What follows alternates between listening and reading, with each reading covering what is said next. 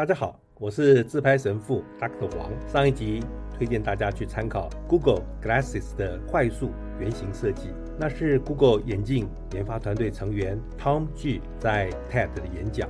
当他们想要验证是否可以把虚拟和现实影像融合在一起时，他们要先模拟出那样的情境，才能够实际感受到那样的想法是否可行。要花多久的时间才能够把这样基本的功能做出来呢？1天。这是原型设计的第一个原则，找出最快的方法去体验最基本的功能，因为动手做是最好的思考方式。这是原型设计的第二个原则。至于要用什么样的材料来验证这样的功能，最好是使用能够随手取得的便宜材料，只要能够达到可以验证功能的目的就好。这是原型设计的第三个原则，使用简单的材料可以加速你的思考。让我们来看一下 Google 眼镜团队是如何运用这3个原则进行快速的原型设计。他们把一个透明的资料夹内页套在亚克力片上，将电脑影像投射在那个亚克力片上，然后拆开一个衣架，利用其中的铁丝卷起来，捆住亚克力板，再把衣架挂在身上，让亚克力板悬吊在眼睛前方。这样子不管身体怎么转动，都可以让眼睛透过亚克力片看到前方，所投射的影像和真实的世界就重叠在一起了。他们只花1天的时间就确认了让虚拟影像和真实世界的视觉重叠在一起，这个想法是可行的。人的视觉可以接受这样的影像。从这个例子中，我们可以知道，动手做、尽快的验证功能和体验实际状况，在创新发明的过程中是非常重要的，而且是可以快速达成的。Google 眼镜团队为了要找出最好的控制方法，想要确认 Google 眼镜它的操作是否可以像科幻电影的男主角那样子，2手在空中飞舞就可以控制影像的变换。他们花了45分钟就知道那种操作方法看起来很酷，却不实际。于是他们当下决定排除这样的操作方式。感谢上帝，他们没有采用这样的操作方式，要不然现在走在马路上就看到一大堆人戴着眼镜在空中挥动双手，仿佛进入到僵尸电影的场景，看到一群群魔乱舞的现象了。他们用女生的发圈把钓鱼线套在2只手腕上，另外一端分别绑着一根筷子，筷子的中间架在一支笔的上面，让筷子可以触控到投影机的遥控器，这样子靠着左右手的挥动就可以控制影像的切换。我觉得筷子上应该还连着一个弹簧，这样筷子才会弹回到原来的位置。做出这个设备之后，他们觉得不合实际，马上就放弃了这个控制的想法。这么快就遇到失败是一件好事，因为可以省下很多的时间和费用。所以在研究发展的时候，越早遇到困难越好。做一个创新研发者，心里面一定要保持这样正面的心态。Google 眼镜团队所使用的原型设计原则也符合设计思考的原则。1.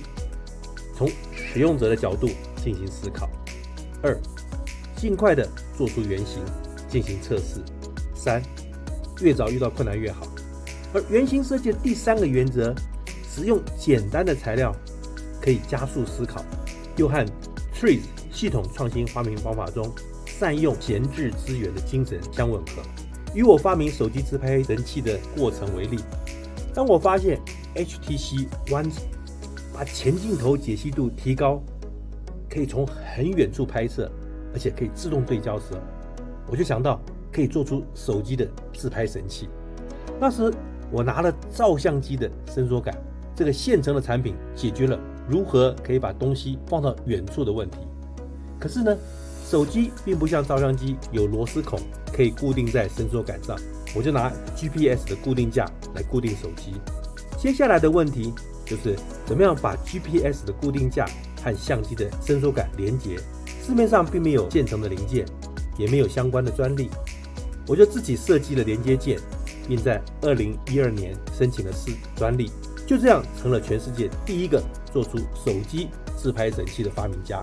2013年5月，我在巴黎的 Concours 法国国际发明展中发表了手机的自拍神器，不但获得了银牌，还上了法国 TF1 电视台和中央社的新闻报道。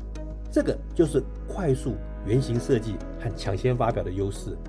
因为在历史的记录中，我的手机自拍神器专利和法国发表的新闻报道比任何人都早，这就让我成为手机自拍神器之父。后来学生简称为自拍神父，叫久了就变成我的专用绰号了。如果当时我没有快速原型设计的概念，也没有亲自动手实践，就没有后来这些成果了。网络上有些很搞笑的自拍神器，我觉得最有意思的是那个本机的点子。其实能够成为自拍神父，还是因为有环境的配合。